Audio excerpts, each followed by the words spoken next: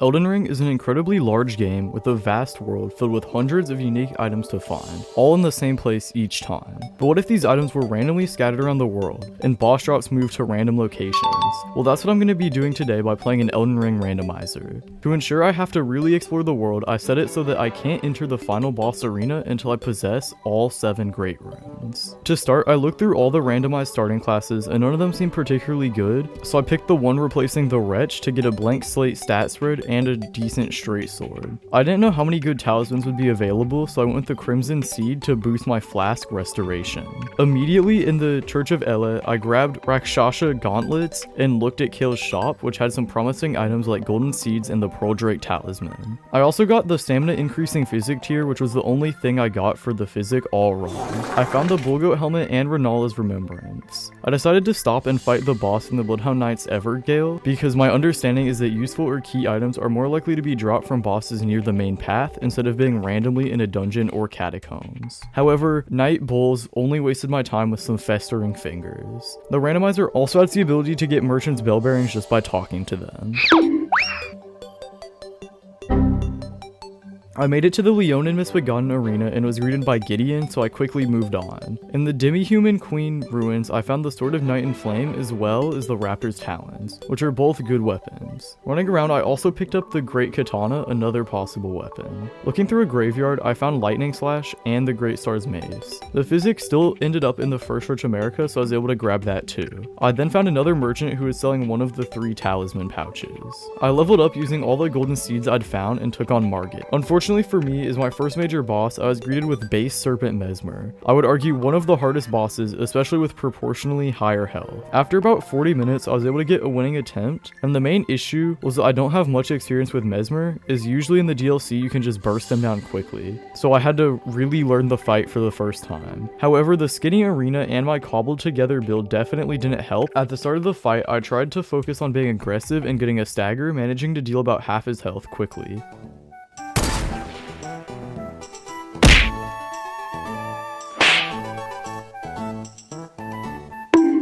Afterwards, I bumbled around popping pills until he stance broke again and took him down.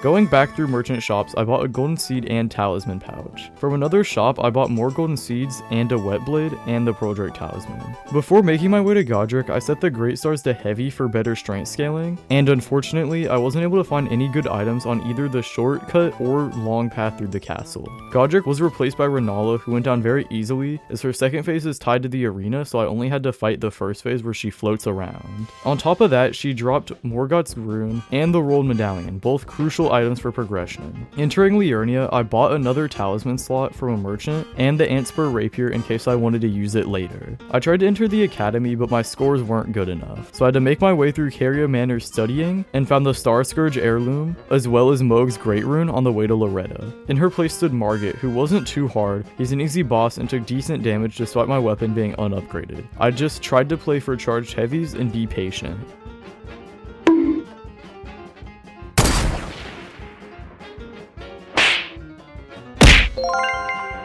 Fortunately, he dropped the academy key. Checking the merchant inside the academy, I was able to get the smithing stone ball bearing 1. So after buying another great rune, I used my remaining funds to finance some levels on the Great Stars. When I stepped into Red Wolf's arena, my heart immediately fell out my anus. I had to fight Fia's champions, one of the worst fights in the game. Eventually, after a handful of attempts, I was able to win, but it was still very frustrating. To start, I attacked too early before the first NPC had a hitbox, and had to use a few heals before killing him. Luckily, Rogier went down much easier and I just had to dodge a cast of glint blades.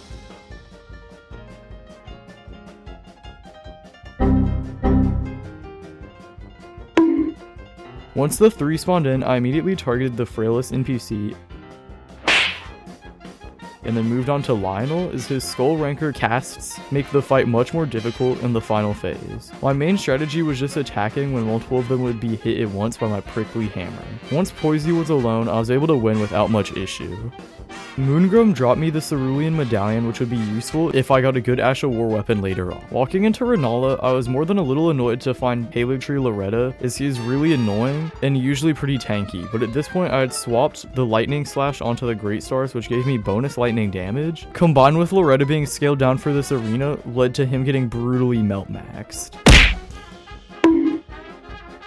But there's a second phase to Renal's arena, so what boss would the game bestow? Of course, phase 2 Promised Consort Radahn, arguably the hardest boss in the game. Luckily, on my winning attempt, I made it to him with all 9 heals, which definitely helped, as I'm not well practiced in this fight and it's just very hard. Luckily, after about 40 minutes, I was able to win with a degrading amount of damage trading. I was mainly focused on just not getting insta-killed by one attack chain before I could heal, and eventually I was able to eke out a win against the hardest boss thus far.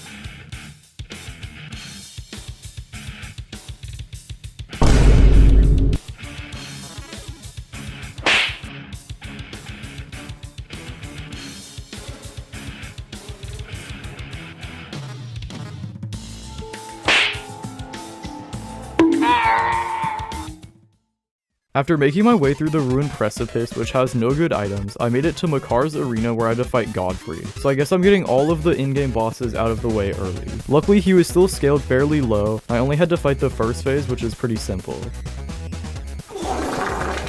Fittingly, the Draconic Tree Sentinel was replaced by a Dragon Knight, his larger and more annoying kin. At this point, I had an obscene amount of flasks, even if I was lacking Sacred Tears, which combined with the Lightning Great Star's good base damage allowed me to out-DPS the Dragon Knight with ease despite still only having a +6 weapon.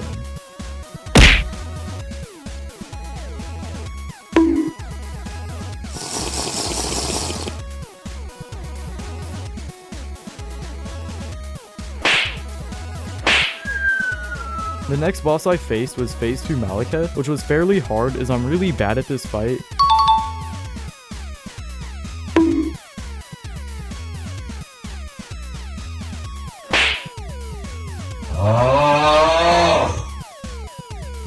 After a rough start to the fight, I started landing lots of attacks and was able to get a stagger. But of course he pinned me into the corner so I couldn't take a riposte, and instead just kept up the damage and was able to win without much issue on my first try.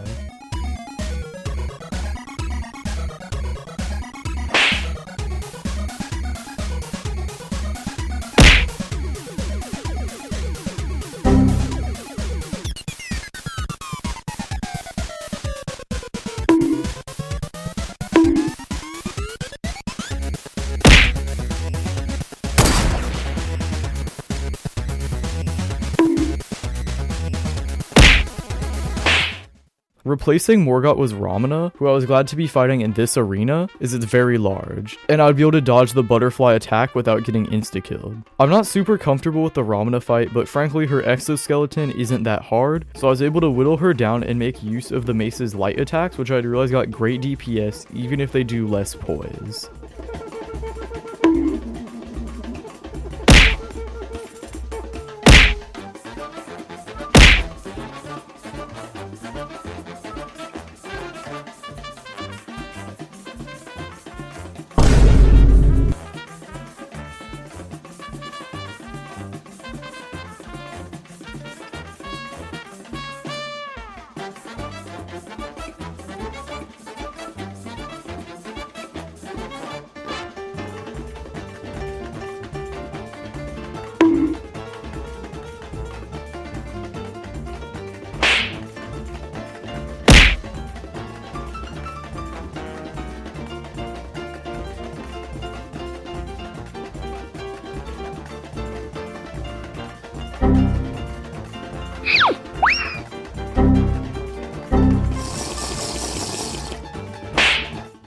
On the way to Fire Giant's arena, I stopped to fight some optional bosses, hoping to find a useful upgrade to my build, but didn't manage to get anything helpful, although it was becoming clear the +6 Great Stars wouldn't be viable for long. To keep the string of DLC bosses going, replacing Fire Giant's first phase was none other than the full Bale fight. After a few attempts, I was able to kill him, but died as he entered the second phase. I decided to explore the map more and found a merchant in Limgrave I missed that was selling the Blasphemous Blade, which I quickly snatched up and upgraded to +8. Exploring through Caelid, I fought a tree sentinel for runes and found the magma talisman to boost my weapon's Ash of War. I also executed Flourishing Azix. Radahn was replaced with the Mimic tier, so I easily won, besting my goopy twin, netting me half of the Halo Tree medallion. With my unholy sword in hand, my rematch with the Lord of Dread went much better, despite his solid fire resistance. At the start, he flopped around, crushing me with his rotund body, but I gnawed away at his legs, getting a quick stagger and clobbered his head.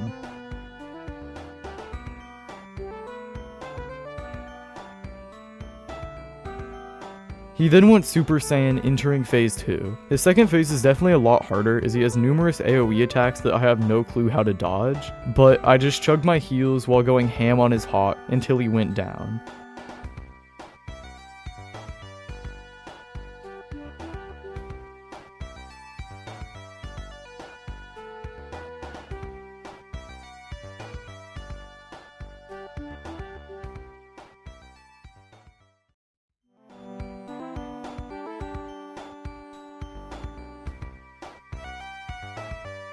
The second phase of the arena gave me the Regal Ancestor Spirit, but apart from its annoying self-heals and teleports, it wasn't an issue, and I was rewarded with another great rune. Of course, replacing one of the worst fights, the Foreskin duo, was the Ginger Giant, who is almost just as annoying. The Godskin arena is passable for Fire Giant, but basically anything apart from his actual arena is going to be too small. I did decent on my first try, and after a few more attempts I was able to win. The fight itself wasn't very hard, but phase 2 Fire Giant is really tedious, and the Farum Azula scaling combined with the Blasphemous Blades split fire damage definitely wasn't helping him die any faster. But after an arduous battle, he went down.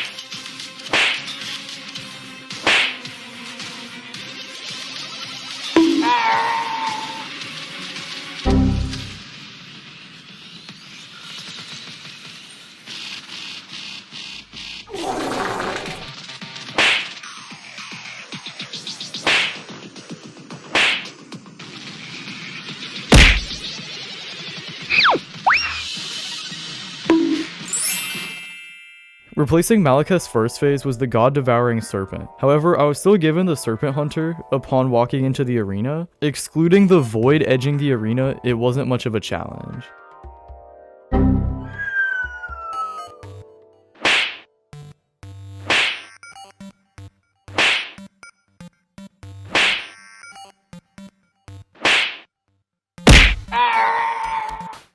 Phase 2 was replaced with Godfrey's Shade, which is also an easy and simple boss, who got thoroughly melted once I re-equipped the Blasphemous Blade. Leonin Misbegotten was a fittingly weak replacement for Gideon. Blocking the final boss arena was Commander Gaius and whatever boss he preceded. After a few tries, I lucked out and beat him.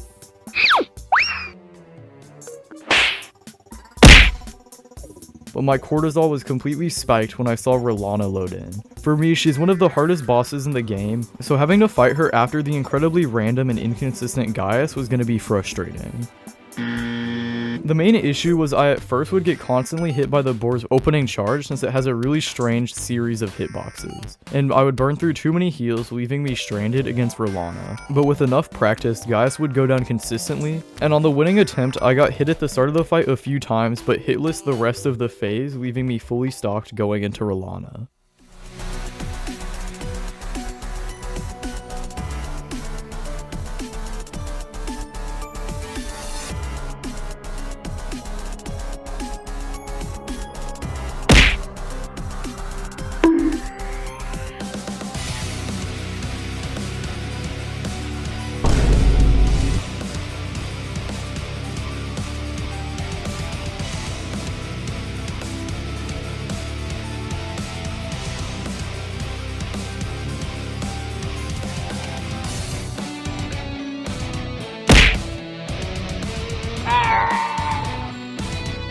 After opening with an Ash of War, I was able to dodge her fairly well while whittling away the first chunk of the health bar. With some more aggressive hit trading, I got a stagger and riposted her into the second phase.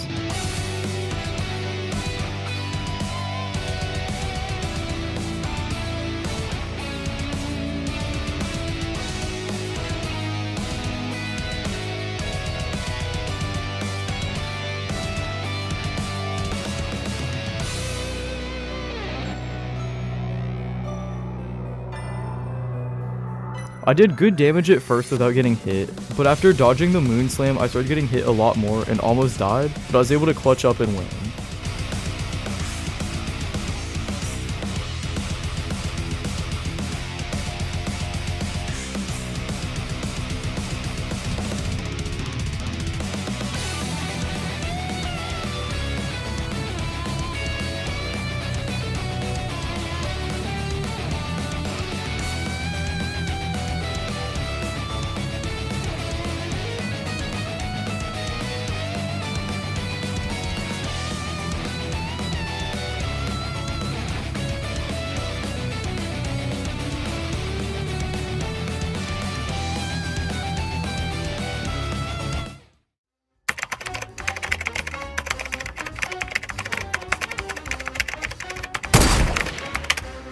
Of course, I still need to get 2 more Great Runes, so I would have to explore the world to find them. The first thing I checked was Commander Nile, who was replaced by the Godskin duo, but lucky for me, Fatty was stuck in a wall.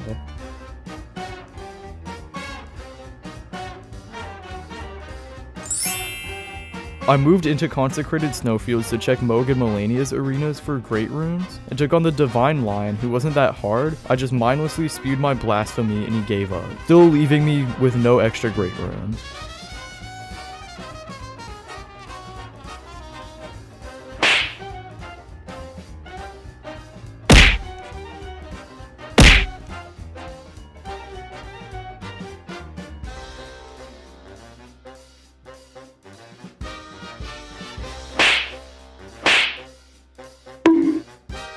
I dove into the sewers in the Ashen Capital, which are always fun in randomizers, and found Mesmer lurking in Shadow Moog's arena. Mesmer is pretty hard, but I was definitely a little over leveled for this fight, so just by trying not to be overly aggressive, I took him down on my 3rd try.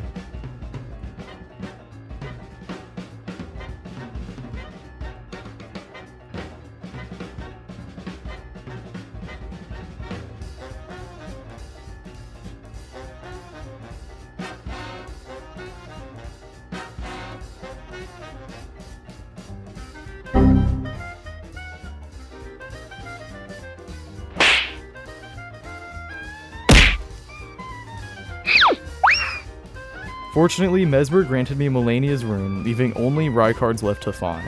The fight against Loretta in the Halig Tree is already pretty annoying, but fortunately for me, it was replaced with Matir, whose insane damage output with certain attacks, and hard to dodge second phase AoEs would be very challenging.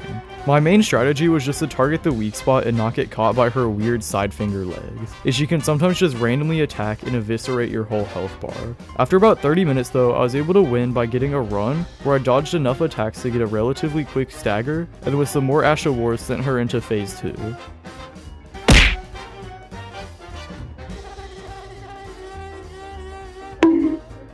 In the second phase, I damage tanked the starting plasma attack and just kept consistently hitting her for easy staggers, leading to my victory.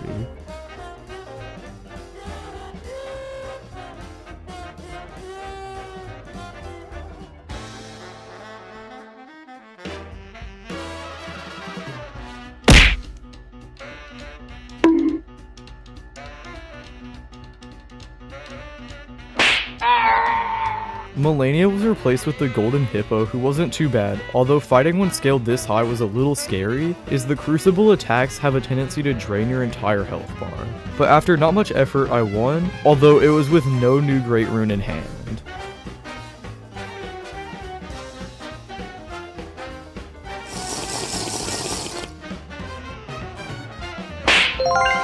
The best place I could guess to look for Rykard's rune was the underground areas of the map, as I hadn't touched them at all. But after hours of exploration, it was nowhere to be found, so eventually I gave up and used the spoiler log to locate the Black Knife, which was in a random Limgrave catacombs, meaning I could now progress Ronnie's questline and check other areas in Sea of Fro. I accessed the Golden Seed location in Ainsel River, which was one of the last remaining key item checks. Luckily, when I checked, Rykard's rune was there, allowing me to finally step foot into the Radabeast arena. Of course, out of every possible boss, I got the Valiant Gargoyles to replace Radagon, which is probably the worst option to have scaled up this high, as they're essentially everything wrong with the Godskin duo, but worse. I died dozens of times to their stupid poison breath, sweeping twin blade attacks, and aggro switching.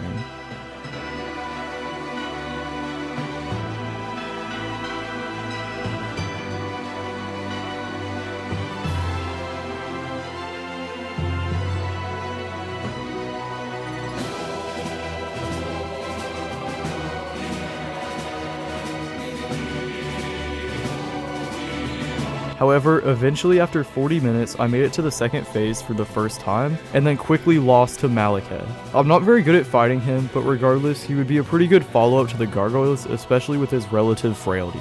Eventually though, after well over an hour, I finally won, completing the run. To start, I just patiently swung at the Sword Gargoyle's legs, hoping to eventually build up a stagger.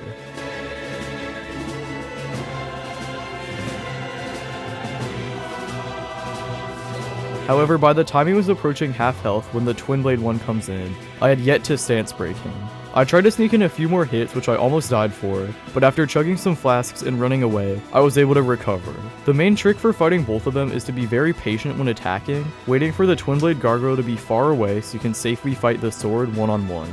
Of course, they don't tend to cooperate with this, dragging out the fight and burning through heals. I also had to be wary of the Poison Clouds, with their insane radius and DPS, killing in just a few seconds. However, I eventually took down the Sword Gargoyle, leading me to solo the Twin Blade. This Gargoyle will eventually pull out his axe, which does an area of effect delayed attack on the ground, which gave me some trouble in earlier attempts, but I found by staying right in his crotch, I could mostly evade it. With the well-timed riposte and consistent dodging, I took him down with 2 heals left for Malekith.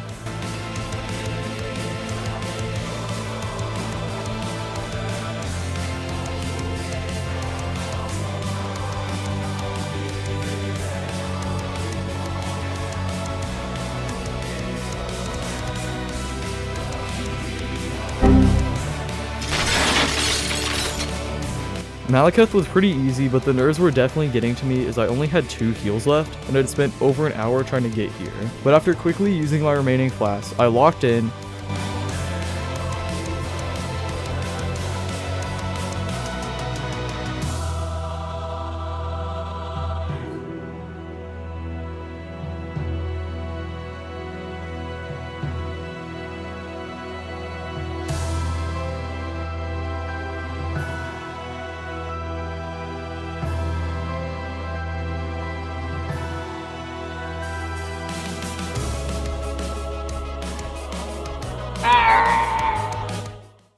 Thank you guys so much for watching. This run was my first modded run, so let me know if you want to see more videos like that, and please make sure to like and subscribe if you enjoyed.